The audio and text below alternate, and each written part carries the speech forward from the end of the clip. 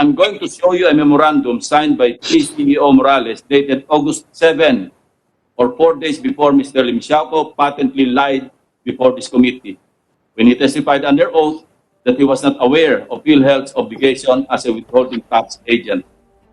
Base sa nasabing memorandum ni CEO Morales, nakapaglimita na ng 2% expanded withholding tax ang PhilHealth sa BIR Pasig RDO 043 noong ika-3 ng Agosto, at galing daw ang buwis na ito sa mga na-release na pondo ng IRM sa mga healthcare institutions hanggang July 31, 2020 na ang kabuuang halaga ay 156,738,887. Lumilitaw na bukod sa kulang-kulang na 15 bilyon na IRM releases, pinag-abono pa nila ang PhilHealth mula sa benefit claims ng kanilang Corporate Operational Budget o COB na kanilang ipinambayad ng buwis na dapat ay pinapataw na bago pa lamang i-release ang pondo ng IRM sa mga healthcare institution.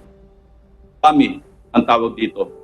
At ito pa, Mr. President, sa nasabing memorandum, inatasan din ang mga regional vice presidents na mag-issue ng BIR Form 2307 o Certificate of Creditable Tax Withheld at Source sa mga HCIs kahit sa totoo lang ay hindi pa ito nababayaran ng mga ospital at subject pa rin sa liquidation.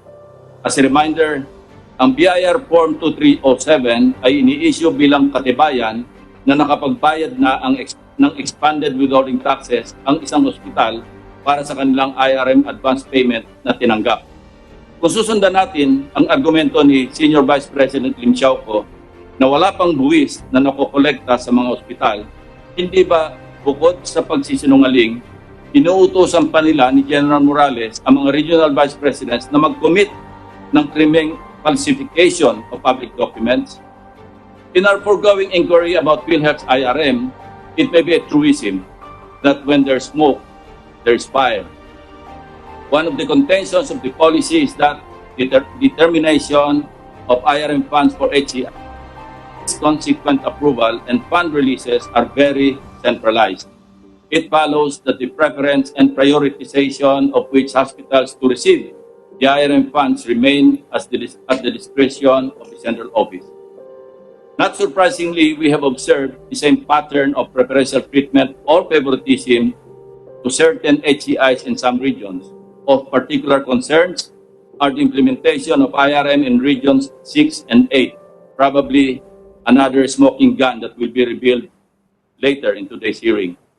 Isa pang harap-harapang pagsisinungaling at panluloko during the Senate hearing last week, IT Chief Jovita Aragona and Mr. Calixto Gabuya kept insisting that the grossly overpriced network switch that they purchased amounting to 348,000 pesos each was the Cisco 2960XR24 port.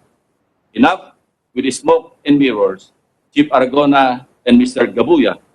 No amount of technicalities will conceal the fact that you repeatedly lied to mislead not just this committee, but the Filipino people. Malinaw pa sa sikat ng araw, it was Cisco 9224 port and not the Cisco 2960XR24 port. Even Microgenesis Software Incorporated, the winning bidder, virtually admitted in their press release that Ms. Aragona and Mr. Gabuya, even corporate legal counsel Attorney Labe, lied and tried to fool us, Mr. President. Marami pang mga palusot ang narinig ng komiting ito at ng sambayanan tungkol sa malagintong presyo ng IT equipment na nabili na at plano pang bilhin ng PhilHealth. In the course of this inquiry, it seems that we had opened a can of worms when we stumbled upon the case of B. Brown Abitum Dialysis Center Incorporated, starting with the release of IRM funds amounting to 45.17 million to the firm's 5 record speed. Ngunit hindi dyan nagtatapos ang alamat ng B. Brown Abitum.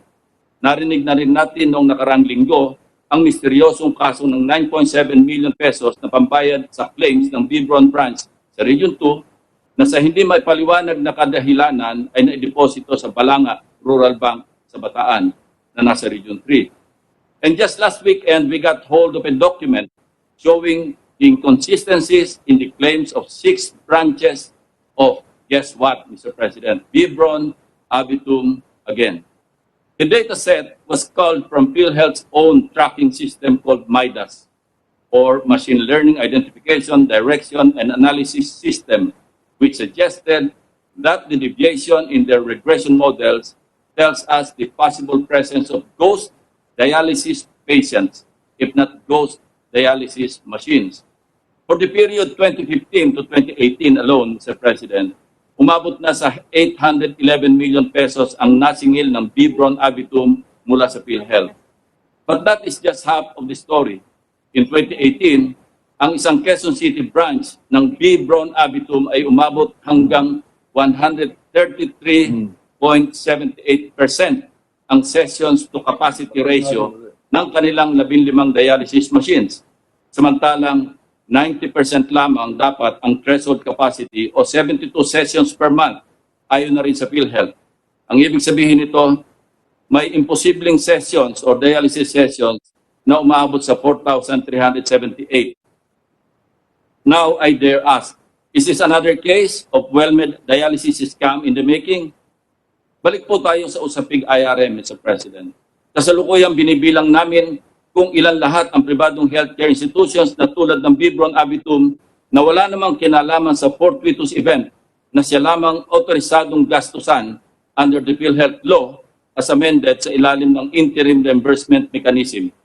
Ulitin ko lang po, mulat sa pool na pinairal ng IRM noong pang taong 2013 para lamang sa, and I quote, displaced communities and communities in environmentally endangered areas.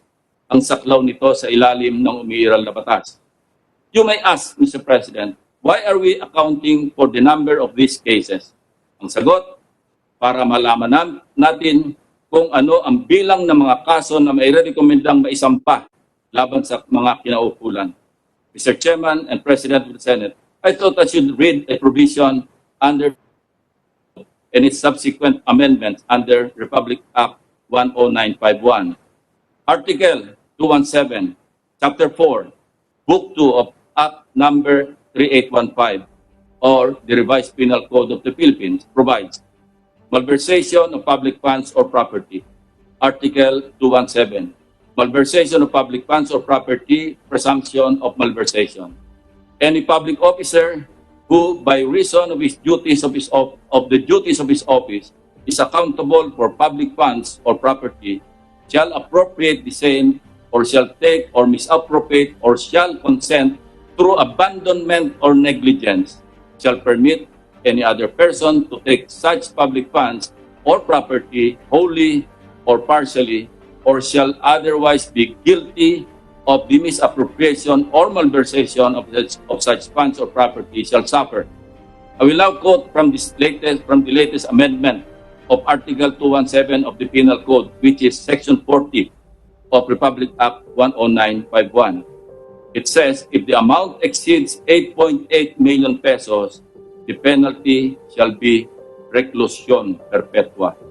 In all cases, persons guilty of malversation shall also suffer the penalty of perpetual special disqualification and a fine equal to the amount of the funds malversed or equal to the total value of the property embezzled. Mr. Lim Xiaoco and probably PCO Morales, I am sorry to say, being accountable officers of PhilHealth, bukod pa sa usapin ng pag-misappropriate ng kaban ng PhilHealth para bayaran ang withholding tax na maliwanag pa sa sikat ng araw ay kasong malversation of public funds or property under Article 217, Chapter 4, Book 2 of Article of Act 3815 at iba pang kaso ng violations of the National Internal Revenue Code at Anti-Graft and Corrupt Practices Act or RA 3019. Kapag isinama na rin pati ang mga binayaran ninyo na private dialysis centers, maternity care providers and infirmaries na walang kinatin na siyang sakop ng IRM, malamang maliligo kayo sa kaso. Kapag binahagi na ni Senate President Tito Soto kay DOJ Secretary Maynard Guevara ang lahat ng records ng proceedings ng mga pagdinig na isinasagawa namin ngayon. Patid na po natin ng task force na pinangungunahan ni Secretary Guevara ay inatasan ng Pangulo na mag-imbestiga ng mga katiwalian sa PhilHealth upang sampahan ng mga kaukulang kaso ang mga sangkot sa karumal-dumal na gawaing pinag-uusapan natin ngayon at 10 ng ating mga kababayan ngayong panahon pa man din ng pandemya na hindi man lang ninyo pinatawad. Kaya huwag niyong asahan na papatawarin kayo ng sambayan ng Pilipino. Thank you, Mr. President.